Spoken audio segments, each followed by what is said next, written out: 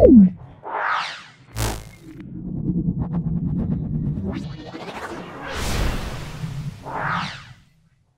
Multipurpose girls school তোমরা দেখে নাও। এটা সলভ করছি, ভিডিওটা প্রথম থেকে শেষ পর্যন্ত দেখো, অবশ্যই বুঝতে পারবে। দেখো সিসি এর প্রথম আমরা ফিজিক্যাল সায়েন্সের পোর্শন আসছি, তারপরে আমরা লাইফ সায়েন্স পোর্শনে সলভ করব। দেখে নাও, প্রথম প্রশ্ন, একের দাগের একেরটা, শিশির কেন পড়ে কেন? শিশির হলো, দেখো বায়ুর উষ্ণতা কমে গেলে, তাহলে বায়ুর উষ্ণতা যদি কমে যায় তাহলে বায়ু সম্পৃক্ত হয়, তখন শিশির পড়ে। তাহলে বায়ু সম্পৃক্ত হলে, অর্থাৎ আমরা বায়ু সম্পৃক্ত হলে শিশির পড়ে, বা বলবো পরিবেশের তাপমাত্রা শিশিরাঙ্কের নিচে নেমে এলে তাহলে শিশির পড়ে, এটা বললে হবে। তাহলে এটা লিখতে পারো, পরিবেশের তাপমাত্রা শিশিরাঙ্কের নিচে নেমে এলে শিশির পড়ে, বা বায়ুর উষ্ণতা এটা হলো জলীয় বস্তু, মানে অর্থাৎ উষ্ণতা কমতে কমতে একসময় ভূপৃষ্ঠ জলীয় বস্তু সম্পৃক্ত হয়ে পড়ে, তখন শিশির পড়ে। তারপর চলে এসো, বিশুদ্ধ জলে খাদ্য লবণ মেশালে দ্রবণের স্ফুটনাঙ্ক কী হবে? এটা আমরা 37 পেজে পাবো। এখানে 37 পেজে পাবো। দেখো, বিশুদ্ধ জলে যদি কোনো অপদ্রব্য মেশানো হয় তাহলে স্ফুটনাঙ্ক বৃদ্ধি পাবে, তাহলে অবশ্যই আমরা বলবো বৃদ্ধি পাবে। তারপরে চলে এসো, দেখো অনুঘটকের সক্রিয়তা বৃদ্ধির একটা উপায়।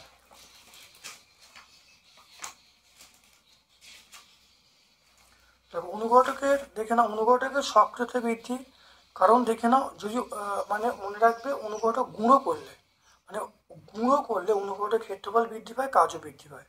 তাহলে সেই জন্য কারখানায় যে অনুঘটক ব্যবহার করে, গুঁড়ো অনুঘটক ব্যবহার করা, তাহলে বলতে হবে অনুঘটকে গুঁড়ো করতে হবে।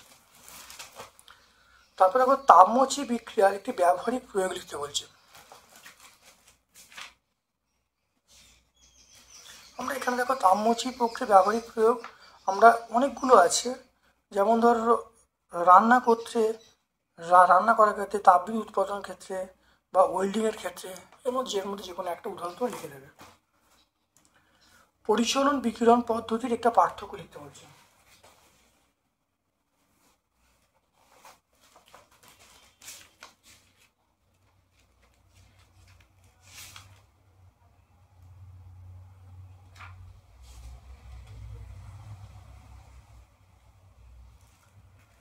দেখে নাও, পরিচলন বিকিরণের পার্থক্য কি?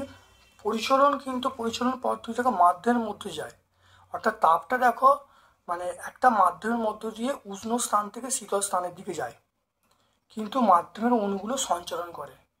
আর বিকিরণে কিন্তু কোনো মাধ্যমের প্রয়োজন হয় না। দেখে না, বিকিরণে কোনো মাধ্যমের প্রয়োজন হয় না, তাহলে পরিচলনে মাধ্যমের প্রয়োজন হয়, বিকিরণে মাধ্যমের প্রয়োজন হয় না।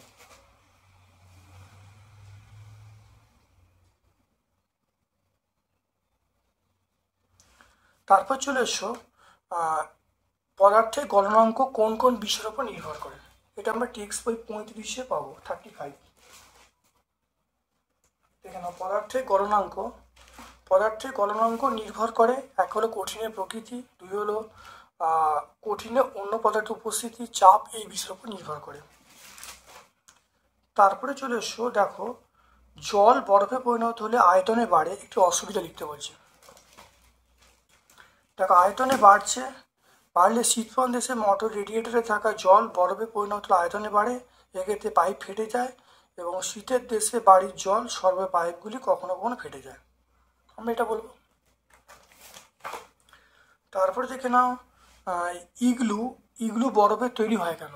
কেন আন্টার্কটিকা মেরু অঞ্চলে আমরা যাদের স্থায়ীভাবে বাস করতে দেখি তারা হলো এস্কিমো কত অর্থ কাঁচা মাংস খায়। এদের পূর্বপুরুষরা এশিয়া থেকে ভূসংলগ্ন অতিক্রম করে এখানে পৌঁছেছে, আর এস্কিমোরা 1 ঘন্টায় বরফের তৈরি বাড়ি বানিয়ে ফেলে। আর এস্কিমোরা সবসময় ইগলু থাকে এমন কোনো কথা নয়, তারা বিভিন্ন জায়গায় যেতে পারে, কারণ এখানে বরফের তৈরি হয়, কারণ এটা হলো মেরু অঞ্চলে শুধুমাত্র বরফ, সেই জন্য বরফেরই তৈরি হয়, এটা মনে রাখতে হবে। এটা আমরা টেক্সট বই 261 পেজে পাবো। এরপর চলে এসো লোহার তৈরি জলের কলে ক্রোমিয়ামের প্রলেপ দিতে হলে ক্যাথোড অ্যানোড কি ব্যবহার করবে?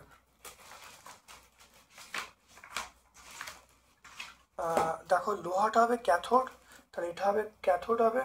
আর ক্রোমিয়াম, তাই লোহাটা আমরা এখানে পেয়ে যাবো, দেখো লোহাটা আমরা ক্যাথোড পাবো, তাহলে লোহাটা ক্যাথোড আর ক্রোমিয়ামটা অ্যানোড।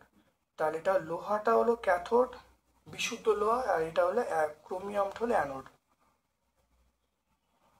ক্রোমিয়াম তাই বিশুদ্ধ লোহা, তাই লোহাটা ক্যাথোড আর বিশুদ্ধ লোহাটা হলো ক্যাথোড, আর বিশুদ্ধ ক্রোমিয়াম হলো অ্যানোড। এরপর চলে এসো, দেখো থার্মোপ্লাক্সের যন্ত্র বিকিরণ পদ্ধতি কিভাবে বাধা দেয়?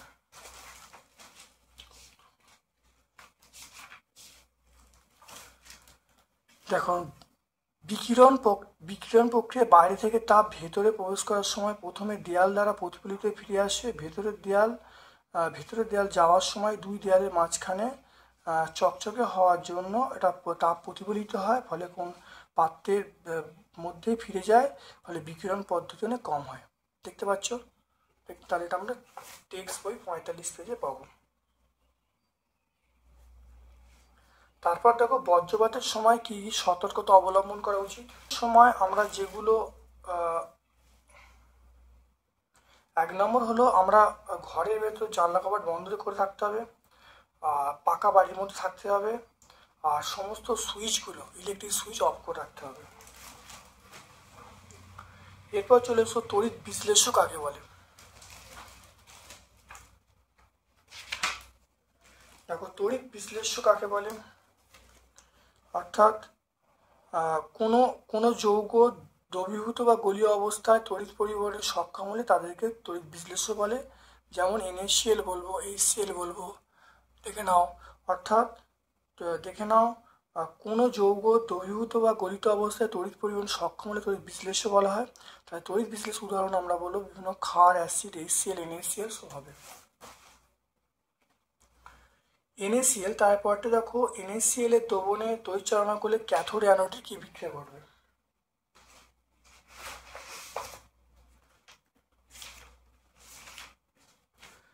দেখে নাও, NaCl তড়িৎ বিশ্লেষণ হবে Na+Cl-, এটা ক্যাথোডে Na++ ইলেকট্রন, তো Na ধাতু, আর অ্যানোডে Cl- ইলেকট্রন Cl+Cl মানে Cl2 গ্যাস।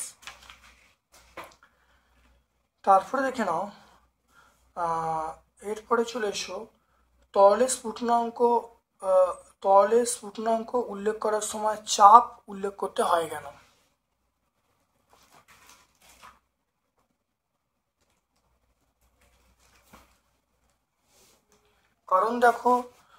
কারণ দেখো তরলের স্ফুটনাঙ্ক উল্লেখ করার সময় নির্দিষ্ট চাপ উল্লেখ করতে হয়। কারণ দেখো চাপ পরিবর্তনে তরলের স্ফুটনাঙ্ক পরিবর্তিত হচ্ছে। দেখো তরলের স্ফুটনাঙ্কের সংজ্ঞায় দেখো নির্দিষ্ট চাপ বলা হচ্ছে, কারণ এখানে মনে রাখতে হবে চাপ পরিবর্তনে তরলের স্ফুটনাঙ্ক পরিবর্তিত হয়। এরপর চলে এসো, একটি বস্তুর ভর 100 গ্রাম, আপেক্ষিক তাপ 0.09 ক্যালোরি গ্রাম ডিগ্রি সেন্টিগ্রেড, বস্তুটির তাপমাত্রা 50 সেন্টিগ্রেড থেকে 90 সেন্টিগ্রেড করা হলো, কত তাপ গ্রহণ করবে? দেখে নাও, এম এর মান আমরা 100 গ্রাম পেয়ে যাব, এস মানে আপেক্ষিক তাপ, সেটা 0.09 ক্যালোরি পার ডিগ্রি সেন্টিগ্রেড, টি এর মান তাপমাত্রা বৃদ্ধি 90 থেকে 50 বা 40 সেন্টিগ্রেড। আমরা জানি প্রয়োজনীয় তাপ, সেটা H সমান mst, মান বসে যাও, ক্যালকুলেশন করে উত্তর পেয়ে গেলাম 360। তাহলে এই আলোচ্য অঙ্কটার উত্তর আমরা পেয়ে গেলাম 360 ক্যালোরি। তারপর দেখো রাসায়নিক বিক্রিয়া প্রভাবক কারা?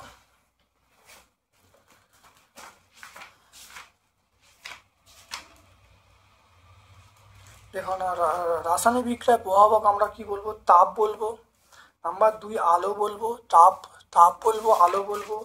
নাম্বার 3 চাপ বলবো, দ্রাবক বলবো। তাহলে এগুলি প্রভাবক।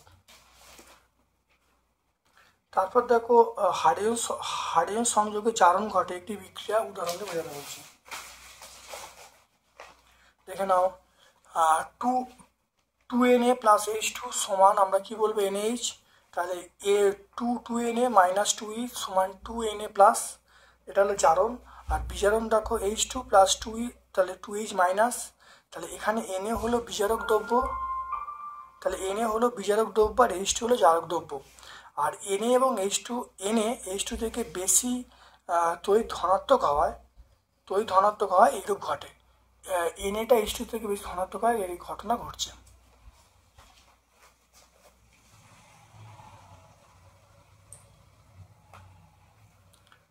তারপরে চলে এসো, দেখে নাও 3 দাগের প্রশ্নে চলে এসো, জারক বিজারক চিহ্নিত করতে হবে। দেখে নাও, দেখো এখানে দেখে নাও, Cl2 জারক, HBr বিজারক, Zn বিজারক, CSO4 জারক, Na এটা আমরা বিজারক বলবো আর H2 হলো জারক বলবো। দেখে নাও।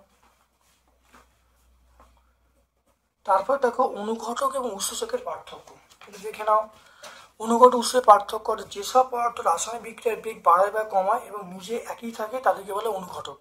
আর যেসব পদার্থ সজীব কোষে জৈব রাসায়নিক বিক্রিয়াকে ত্বরান্বিত করে বা মন্দীভূত করে কিন্তু নিজেরা একই থাকে তাদেরকে আমরা বলবো উৎসেচক বলবো।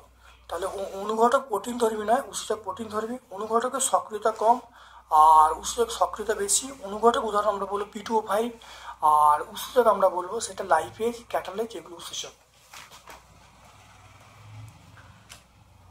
এরপরে চলে এসো তড়িৎ বিশ্লেষণে ব্যবহারিক প্রয়োগ লিখতে বলছে। দেখে নাও, ব্যবহারিক প্রয়োগ, আমরা তড়িৎ বিশ্লেষণ ধাতু নিষ্কাশন করতে ব্যবহার করি। নাম্বার 2, ধাতুর পরিশোধন করতে। 1 নম্বর ধাতু নিষ্কাশন করতে ব্যবহার করি। 2 নম্বর ধাতুর পরিশোধন করতে ব্যবহার করি। নাম্বার 3, তড়িৎ লেপনে ব্যবহার করি।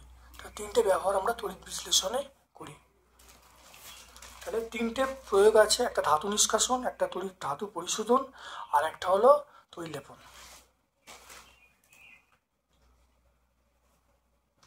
এরপরে আমরা চলে আসছি লাইফ সায়েন্সে। সিমিগর্তি উদ্ভিদের মূলে রাইজোবিয়াম থাকে। ড্যাশ নামক মেশিনের দ্বারা ফসল তোলা, মাড়াই ঝাড়াই করা হয়, কম্বাইন হারভেস্টার। তারপর দেখে নাও 2 দাগের একটা, জয়া, জয়ন্তী প্রভৃতি ধান কত দিনের মধ্যে পাকে?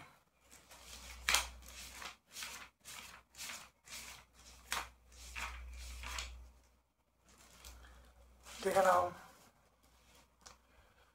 জয়া দেখো পাকতে, দেখো জয়া জয়ন্তী দেখো 116 থেকে 135 দিন, দেখতে পাচ্ছ। অর্থাৎ এই ধানগুলোকে বলে মাঝারি জাত বা মধ্যমেয়াদী জাত। এটা 116 থেকে 135 দিন লাগে জয়া জয়ন্তী এই ধানগুলো পাকতে। চলে এসো, কোন সময়কে রবি ফসল বলে? রবি ফসল বলে শীতের শুরু থেকে অর্থাৎ অক্টোবর নভেম্বর মাস থেকে অক্টোবর নভেম্বর থেকে মার্চ এপ্রিল পর্যন্ত। মেজর কার্ভ মাইনর কার্ভের পার্থক্য দেখে নাও, টেক্সট বইও পাবো বা আমরা দেখে নাও। তাহলে মেজর কার্ভ বৃদ্ধি অত্যন্ত দ্রুত, মাইনর কার্ভ বৃদ্ধি অত্যন্ত কম। তাহলে মেজর কার্ভের বৃদ্ধির হার অত্যন্ত দ্রুত, বৃদ্ধির হার অনেক কম। মেজর কার্ভ সাধারণত বদ্ধ জলাশয়ে ডিম পাড়ে না, মাইনর কার্ভগুলো বদ্ধ জলাশয়ে ডিম পাড়ে। ব্যবসায়িক দিক থেকে মেজর কার্ভের চাহিদা খুব বেশি, ব্যবসায়িক দিক থেকে মাইনর কার্ভের চাহিদা খুব কম। চলে এসো, এটা আমরা টেক্সট বই 215 পাবো। একটি ভারী জাতের এবং একটি মাংস উৎপাদনকারী মুরগির নাম লিখতে বলছেন।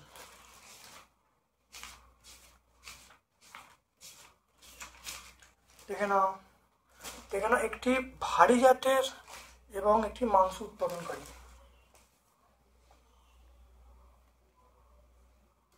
তাহলে ভারী জাতের বলতে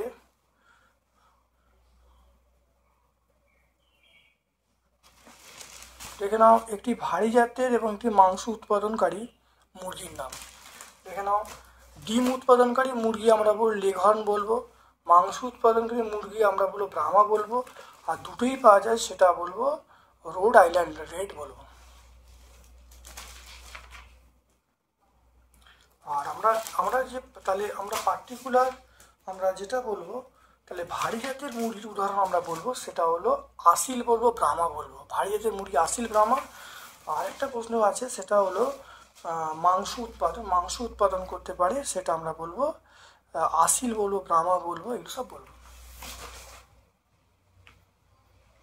তাহলে ভারী জাতের মাংস উৎপাদনকারী মুরগি এটা আমরা তাহলে বলতে পারি। তাহলে দেখো ভারী জাতের মুরগি আসিল ব্রাহ্মা বলবো, আর মাংস উৎপাদন দেখো আসিল ব্রাহ্মা। তাহলে ভারী এবং মাংস উৎপাদনের মুরগি আমরা বলবো আসিল এবং ব্রাহ্মা। তারপর দেখো এনপিকে। দেখো এনপিকে একটা সার, যেটা নাইট্রোজেন, ফসফরাস, পটাশিয়ামের মিশ্রণে সারটা তৈরি হয়, একটা অজৈব সার। দেখে নাও, অজৈব সার বিভিন্ন প্রকার অজৈব রাসায়নিক উপাদান মিশ্রণে সার কারখানায় উৎপন্ন সারকে অজৈব সার বা রাসায়নিক সার বলে, যেমন ইউরিয়া, পটাশ সার, অ্যামোনিয়াম। এনপিকে হলো একটা অজৈব সার যেটি নাইট্রোজেন, ফসফরাস এবং পটাশিয়াম সংমিশ্রণে তৈরি হয়। জলসেচ করার একটি চিরাচরিত পদ্ধতির নাম লিখতে বলেছে। এটা আমরা টেক্সট বই 200 পেজে পাবো। দেখো জলসেচ করার চিরাচরিত পদ্ধতি একটা হলো দড়ি বালতি পুলি নালা পদ্ধতি, দোলা বালতি পদ্ধতি, তারপর দেখো চেন পাম্প পদ্ধতি, ঢেকাল পদ্ধতি। এর মধ্যে যে কোনো একটা তোমরা বলে দেবে। এরপরে দেখো চলে এসো, দেখো এপিআরই কি। দেখো এর মধ্যে বলা আছে এপিআরই কি, টেক্সট বই 213 পেজে।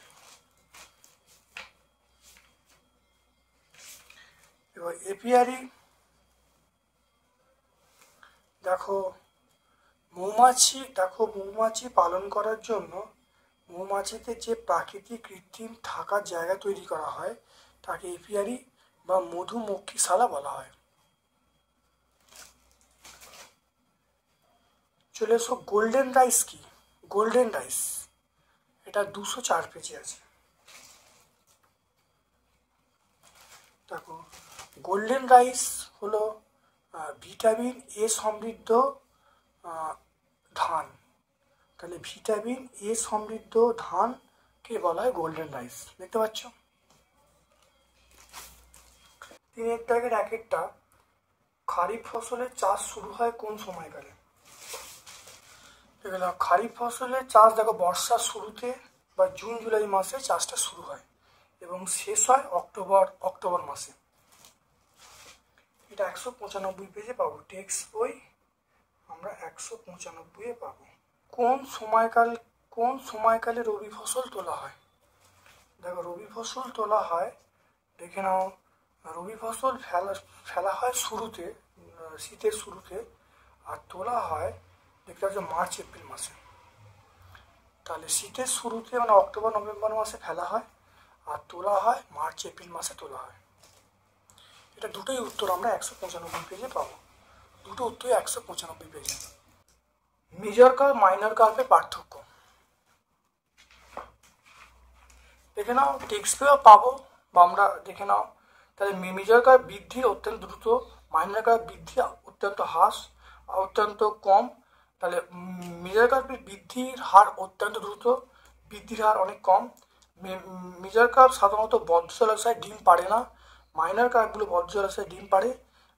ব্যবসায়িক দিক থেকে মেজর কার্ভের চাহিদা খুব বেশি, ব্যবসায়িক দিক থেকে মাইনর কার্ভের চাহিদা খুব কম। চলে এসো, এটা আমরা টেক্সট বই 215 পাবো। একটি ভারী জাতের এবং একটি মাংস উৎপাদনকারী মুরগির নাম লিখতে বলছে।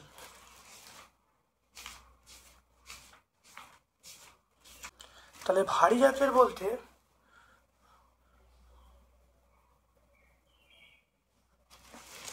দেখে নাও, একটি ভারী জাতের এবং একটি মাংস উৎপাদনকারী মুরগির নাম। দেখে নাও, ডিম উৎপাদনকারী মুরগি আমরা বলবো লেঘর্ন বলবো, মাংস উৎপাদনকারী মুরগি আমরা বলবো ব্রাহ্মা বলবো, আর দুটোই পাওয়া যায় সেটা বলবো রোড আইল্যান্ড রেড বলবো। ভারী জাতের মুরগির উদাহরণ আমরা বলবো সেটা হলো আসিল বলবো, ব্রাহ্মা বলবো। ভারী জাতের মুরগি আসিল, ব্রাহ্মা।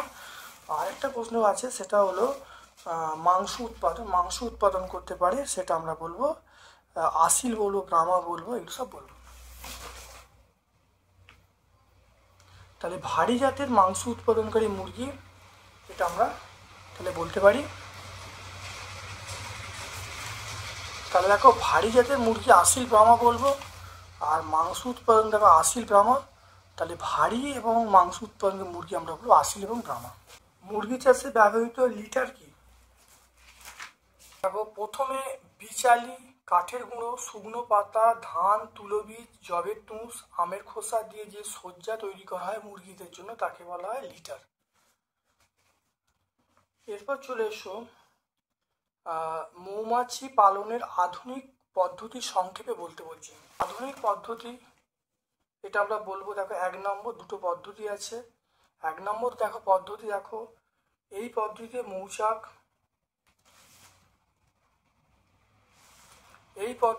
মৌচাক তৈরির কৌশল অবলম্বনে কৃত্রিম মৌচাক তৈরি করা হয়। প্রকৃতিতে স্বাভাবিক উপায়ে তৈরি মৌচাকের নিচের দিকে মৌমাছি সন্তান পালনের ঘর, উপরের দিকে মধু প্রকোষ্ঠ, আর কৃত্রিম চাকও সেরকম ব্যবস্থা করা থাকে। 2 নম্বর পয়েন্ট দেখো, রানী মৌমাছি আর কতগুলি শ্রমিক মৌমাছি এনে কৃত্রিম উপায়ে ছেড়ে দেওয়া হয়।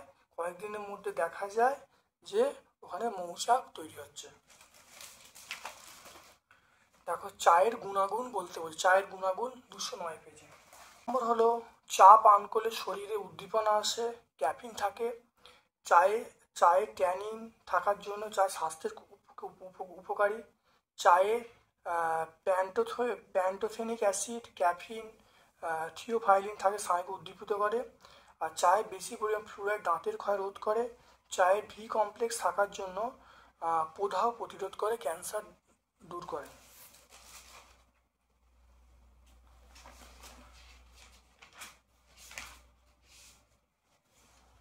আজকে আমরা 6 নম্বর স্কুলটা সম্পূর্ণ ব্যাখ্যা করলাম। আমার পক্ষ থেকে সকলকে ধন্যবাদ এবং শুভ কামনা জানাচ্ছি।